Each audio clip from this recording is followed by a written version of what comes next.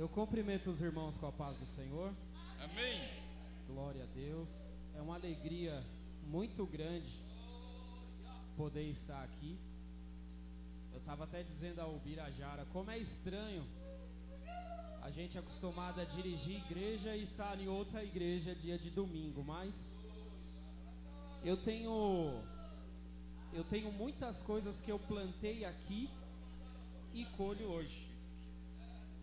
Eu sentei bastante para ouvir e ainda até hoje sento para ouvir, para poder falar alguma coisa. E eu convido os irmãos hoje, nesse culto de missão, a abrir as suas Bíblias no livro do profeta Jeremias. Livro do profeta Jeremias, capítulo 18. O vaso do oleiro. Aleluia, Jesus. Glória a Deus. É uma noite muito especial. Aleluia. Eu tive muitas alegrias aqui no departamento de missão. E as coisas que Deus fez e Ele continua a fazer nos alegra. Igreja, todos encontraram aí Jeremias 18? Eu quero hoje aqui, através do Espírito Santo de Deus, tirar um pouquinho a mensagem de horror, de tristeza, que muitos têm empregado a esse texto no decorrer dos anos. Não é querendo ser melhor em alguma coisa, nada disso. Só que as pessoas, muitas das vezes, os religiosos principalmente, têm transformado Deus em um Deus malvado. Deus não é malvado, Ele é justo. Jesus mesmo disse: por que me chamas bom? Só um bom, que é Deus. Então eu convido os irmãos aí a localizar Jeremias 18 e nós vamos estar fazendo a leitura de alguns versículos. A palavra do Senhor que veio a Jeremias dizendo: levanta-te, desce até a casa do oleiro, e lá te farei ouvir as minhas palavras. E Jeremias, como um profeta obediente a Deus, e desci à casa do oleiro, e eis que ele estava fazendo a sua obra sobre as rodas. Como o vaso que ele fazia de barro, qual material, igreja? De barro, se quebrou na mão do oleiro, tornou a fazer dele outro vaso, conforme o que pareceu bem aos seus olhos fazer. Agora os irmãos, vai diretamente ao versículo 6. Preste atenção. Não poderei eu fazer de vós como fez este oleiro, ó casa de Israel. E a resposta para tudo isso, olha o versículo 12. Mas eles dizem: não há esperança, porque após nossas imaginações andaremos, e fará cada um segundo o propósito do seu malvado coração. Pode se assentar. Glória a Deus. Se existe alguém que ama mais a humanidade do que um presidente com boa intenção, do que uma mãe com uma boa intenção, do que um amigo com boa intenção, do que um pastor com boa intenção, o seu nome é Jeová. Deus, Ele quer o seu bem em todos os momentos da sua vida. Deus nunca nos obrigou e nunca vai nos obrigar a servi-lo à força. O próprio Zacarias disse: nem por força, nem por violência, mas pelo meu Espírito. O que nós encontramos aqui em Jeremias 18, aliás, esse profeta que resolveu sofrer para fazer a vontade de Deus. Jeremias, ele não foi lançado num calabouço, num poço, numa prisão, apanhou, foi para o cepo, por fazer a sua própria vontade, mas por fazer a vontade de Deus. O próprio Cristo diz que aqueles que o seguirem, que fazerem a sua vontade, eles vão ser perseguidos por causa do seu nome. Mas, por causa do amor a Deus e a fidelidade de Deus, Jeremias, vivendo em um tempo tão difícil da sua época, ele resolve profetizar o amor de Deus. Talvez quem leia o livro de Jeremias tenha um entendimento errado das punições que Deus está expondo ali, que Ele pode mandar para o seu povo. Só que acontece que Deus, Ele nunca envia um profeta, Ele nunca faz algo, aliás, sem enviar um profeta a dizer antes. A Bíblia diz, Amós 3:7, que Deus não fará coisa alguma sem antes revelar aos seus servos e aos seus profetas. E Deus, ele usa Jeremias, só que o povo entende que aquela mensagem que ele está proferindo não é uma mensagem de misericórdia, não é uma mensagem de bondade, nada disso. Eles entendem totalmente errada a mensagem. E alguns começam até a dizer: Jeremias está querendo enfraquecer o braço dos fortes.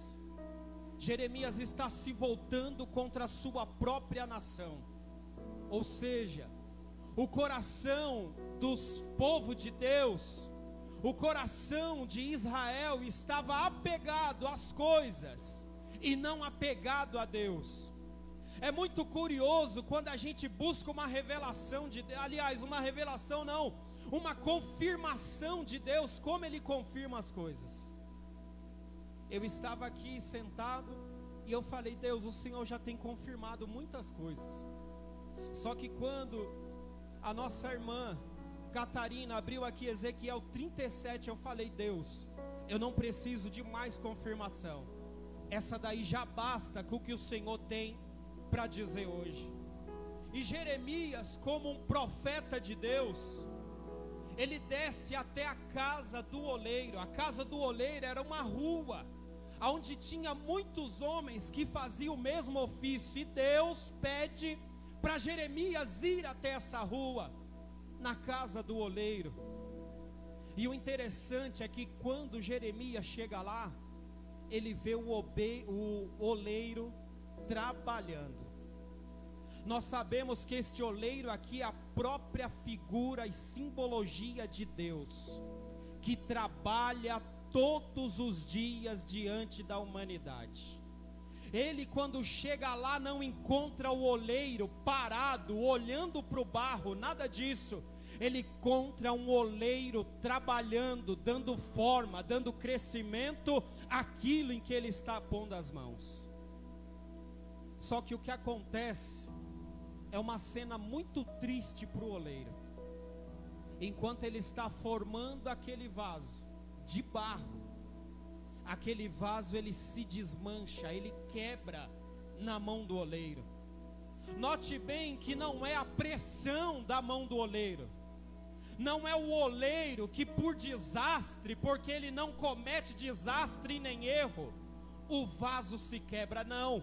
O texto é claro em dizer que o vaso se quebrou. Ele se quebrou. Não foi Deus quem quebrou o vaso, não foi o oleiro quem quebrou o vaso, foi o vaso que se quebrou. E isso se dirige até mesmo ao Éden, aonde estava Adão e Eva.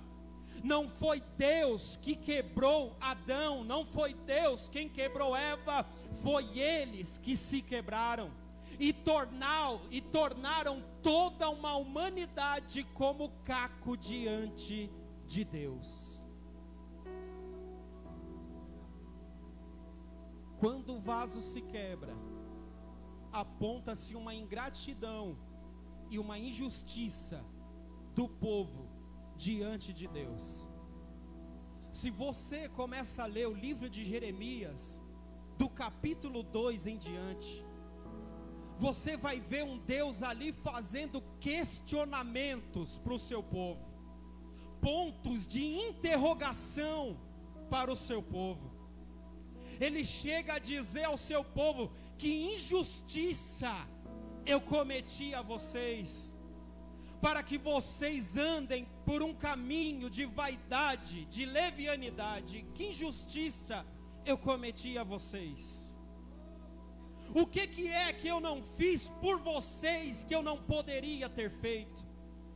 E o Senhor, Ele vai fazendo perguntas, e Ele vai dizendo: quando vocês estavam no deserto, quando eu tirei vocês da fornalha de ferro, da fornalha de fogo que era no Egito, vocês eram santos para mim. Agora que eu coloquei vocês em uma cidade próspera, em um lugar próspero, vocês viram as costas para mim, ou seja, se tornam como ingratos diante de Deus.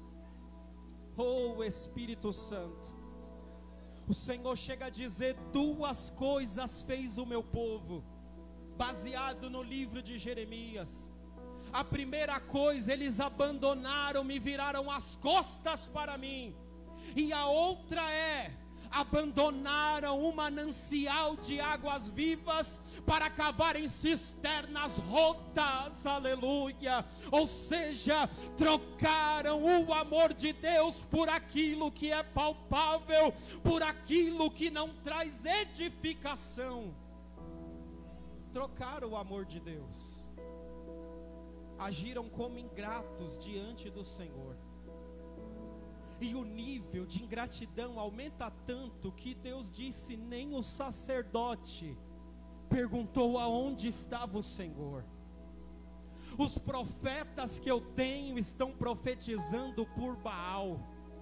Até os frutos, a chuva temporânea, a serodia que caía sobre a terra, eles atribuíam a glória para imagens, eles atribuíam a glória para coisas incorruptíveis, ligada até mesmo com o que Paulo diz sobre a depravação humana, que inverteram a imagem de Deus, corruptível, de Deus incorruptível, por uma imagem corruptível de aves, aleluias.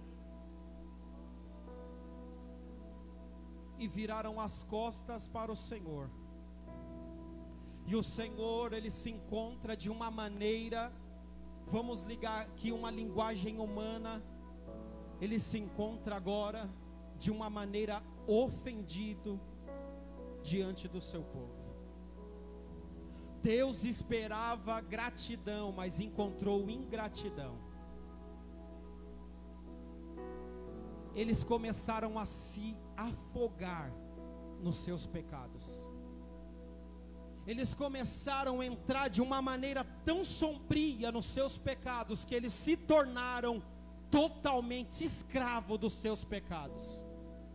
Não à toa o versículo 12 diz: não há esperança, pelas nossas imaginações nós andaremos, seguiremos o desejo do nosso coração.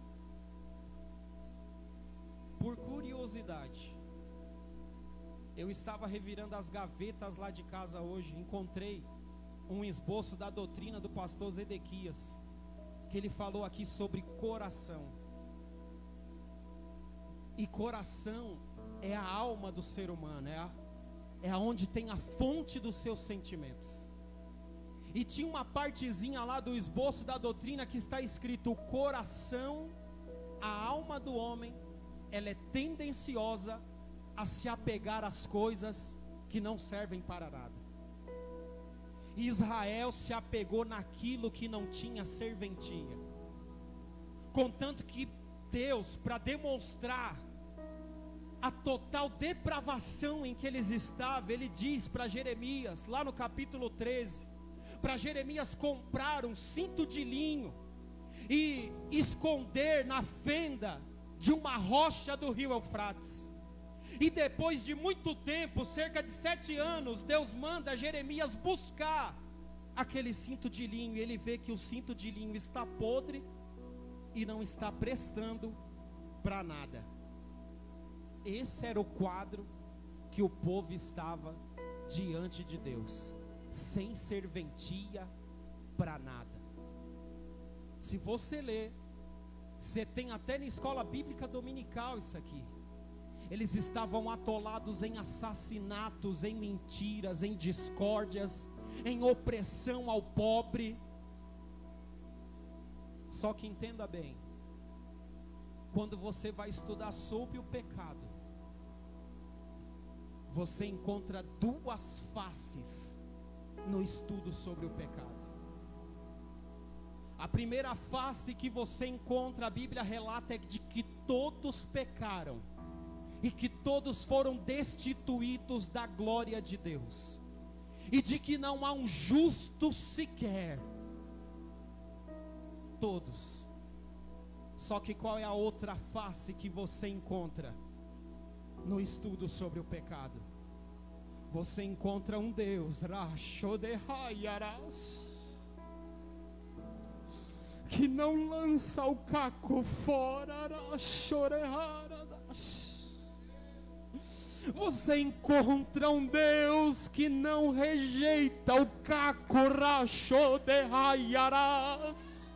A Bíblia autoriza a dizer, aleluia, que aonde abundou o pecado, superabundou a graça de Deus.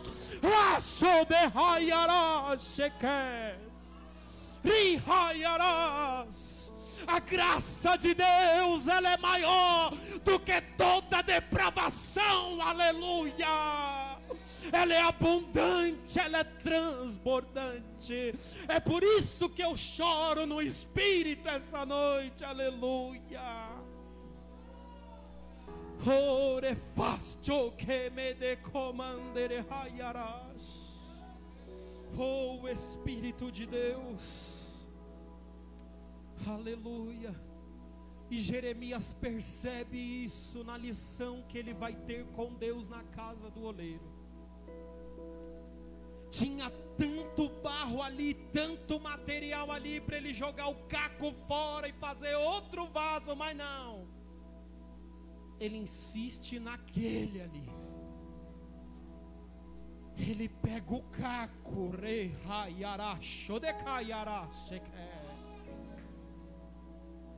e ele faz outro vaso. Isso é forte.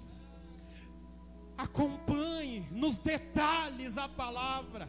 Ele não faz o mesmo vaso, ele faz outro vaso. Isso aqui aponta para a obra da salvação. Isso aqui aponta para o novo nascimento em Cristo Jesus. Ele pega o caco e transforma em outro vaso. É outro, não é o mesmo, é outro vaso. É outro vaso. Sociedade diz, não dá mais, é caco, joga fora. Jesus diz, não, eu quero. Deus é justiça, não é maldade. A própria humanidade tem olhado ao derredor e se perguntado, será que há salvação? A igreja tem olhado para o seu derredor e tem pensado, será que existe esperança? E eles estavam tão atolados e escravizados no pecado, porque o pecado é assim. Paulo diz em Romanos 7,17, não sou eu mais quem faço, mas é o pecado que habita em mim. Ele promete a liberdade, mas ele escraviza o homem. Só que Jesus se manifestou para desfazer as obras do diabo, para dar força para o homem suportar a carne, para dar entendimento ao homem que ele não pode ser guiado pelo corpo, mas pelo Espírito que comunica com Deus as coisas espirituais. E o oleiro não rejeita os cacos. Aleluia. Ele não rejeita os cacos. Vai até Saulo, vai lá orar, vai lá falar com ele: Senhor, você não tem visto o que esse homem tem feito, perseguido a igreja, maltratado a igreja, ele é terrível, Senhor. Aí vem o oleiro e diz: vai, porque este para mim é um vaso precioso. Aleluia. Não olhe para o Senhor, aleluia, questionando Ele: será, Senhor, que ainda há esperança para o mundo? Será, Senhor, que ainda há esperança para a igreja? Isaías disse: quem é você que contende com teu Criador? Cacos entre outros cacos, aleluia. O Senhor, Ele conhece o homem, a fraqueza do homem. A Bíblia diz, o salmista diz: Ele conhece a nossa estrutura e lembra-se que somos pó. Aleluia. Que luta com o tempo aqui, meu Deus. Glória a Jesus. Não poderei fazer eu como fez este oleiro. Ó casa de Israel, a situação estava deplorável. Por isso que eu disse: obrigado, Senhor. Ezequiel 37, parece que combina essa passagem. Poderão viver estes ossos? Não poderei eu fazer com eles como fez este oleiro? Ó casa de Israel, aleluia. A situação estava deplorável. Tudo que nós enxergamos na humanidade hoje é somente caco, é somente um vale de osso seco. Mas entenda bem, Deus ainda salva, Deus ainda batiza, Deus ainda convence o homem do pecado, da justiça e do juízo. Enquanto a humanidade enxerga osso seco, Deus enxerga um soldado de pé. Enquanto a sociedade enxerga caco, Deus enxerga vaso de honra para a sua glória. Aleluia. E o Senhor está convidando. Aí você pensa que Deus agiu de maldade? Não, de justiça. O que nós enxergamos aqui, igreja, é um Deus carinhoso com a sua criação. A Bíblia diz em Tito que o desejo de Deus é o quê? Que todos cheguem à salvação. Ele diz que a graça de Deus se manifestou trazendo salvação a todos os homens. Se a gente tivesse recebido uma partezinha do que Deus recebeu aqui de ingratidão, talvez nós poderíamos desejar até a morte do nosso próximo. Só que Deus, mesmo sendo rejeitado, se você lá no capítulo 3, Ele vai dizer que eles se prostituíram, que eles cometeram torpezas diante de Deus. Só que Ele vai estar lá dizendo assim, ó: vinde a mim, vinde a mim. Vinde a mim. Mas nós pecamos, mas vinde a mim. Mas nós transgredimos, vinde a mim. Mas nós somos cegos no caminho, vinde a mim. Mas nós escolhemos andar por um caminho de maldição, vinde a mim. Deus mostra fidelidade a nós. Para que Deus me trouxe aqui nessa noite, nesse culto de missão? Para que a igreja venha se unir na unidade da fé e dizer a este mundo que ainda há esperança. Acontece que muita gente só tem enxergado a árvore podre, mas não tem enxergado que a árvore tem raiz. Jó 14, 7, 8 e 9, eu amo demais repetir isso aqui. Porque há esperança para a árvore que se for cortada, não cessarão os seus renovos. Se morrer o seu tronco no pó, envelhecer a sua raiz na terra, ao cheiro das águas brotará. Deus está dizendo, ainda há esperança para a humanidade que deseja se arrepender.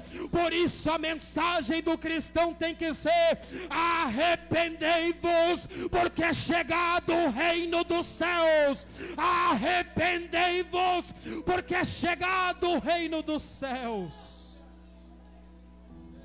Deus não rejeita o caco. Tem muita coisa para dizer, mas não vai dar mais tempo. Só que até aqui nós podemos apreciar o amor de Deus. Não tem como não falar de caco aqui e não falar do filho pródigo.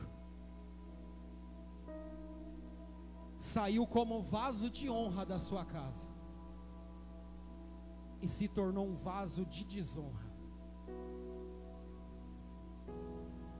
E se você notar, eu aprendi isso aqui há muitos anos. Se você notar nas 3 parábolas distintas, a ovelha que foge, o pastor vai atrás. A dracma perdida, a mulher varre a casa e encontra ela. Mas quando o filho pródigo vai embora, vê se o pai vai atrás dele. Isso aqui aponta para um tempo. Que tempo é esse?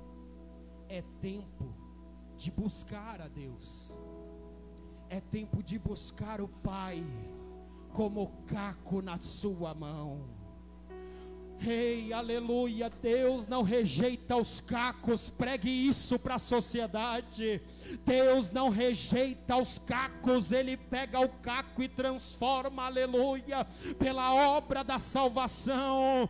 Quando o filho pródigo voltou até a presença do pai, ele voltou como um caco, como um vaso de desonra, mas pelo seu arrependimento foi feita uma festa para ele, e ali ele foi feito um vaso de honra. É por isso que o apóstolo Paulo diz: quem és tu, ó homem, que a Deus replicas? Porventura não tem poder Deus para pegar uma massa e da mesma massa fazer um vaso para honra e outro para desonra? É por isso que ele diz: quem és tu, ó homem, que julgas o servo alheio para o seu senhor? Ele está em pé ou cai, mas poderoso é Deus para firmá-lo novamente. Poderoso é Deus, poderoso é Deus. Para de olhar para o teu seio familiar e não enxergar esperança. O oleiro conhece do barro, ele é o criador de tudo, ele conhece todas as coisas, ele tem a mão sobre o vaso. Rehaia Shodekayara da Kamandoro do Comandere Hai Redefa da Kamandore Bedekayara. Jesus disse: não esmagará a cana quebrada e nem apagará o morrão que fumega. Ele não rejeita o caco, ele não rejeita, ele não rejeita, ele transforma. Nas mãos dele você passa por uma metamorfose de lagarta horrorosa em uma borboleta linda, aleluia. É assim que Deus faz, de caco a vaso de honra, de caco a vaso de honra. Há esperança para o mundo. Vamos ficar de pé, igreja, o tempo já se foi.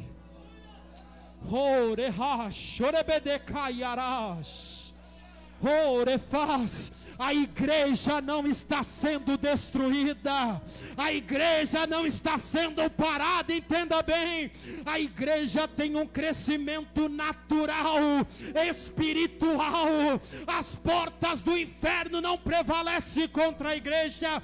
Eu preciso desse tempo para dizer isso. Tem muita gente achando que a igreja vai se acabar, que a igreja vai se esfriar, que a igreja vai fechar a porta. Entenda bem, nós somos a sarça de Deus no deserto, que é consumida, mas não é destruída. A igreja é purificada no fogo da perseguição, e nós vamos sair dessa pandemia muito mais fortes, muito mais fortes, muito mais forte, muito mais forte, dizendo: a esperança, a esperança, a esperança, a esperança. Meu Deus, orehash, odekayarash, ribicomanderayarash. O Senhor está visitando cacos dessa noite. Oh, o Senhor está visitando cacos nessa noite. Oh, rehacho de cair. Oh, rehaiada cachone bedaca mandore de raiaracho de rash. Porque contendes com teu Criador. Porque questiona o teu Criador. Ele é dono de tudo. Oh, rehaiaracho de caiarash. Oh, vinde a mim, vinde a mim. Isso é uma chamada mundial. Mateus 11:28. Vinde a mim os que estão cansados e oprimidos, e eu vos aliviarei. Vinde a mim os que estão em cacos, e eu os transformarei. Pela graça sois salvos, pela fé em Cristo Jesus. Deus abençoe a todos. Obrigado por essa oportunidade. Deus é o oleiro.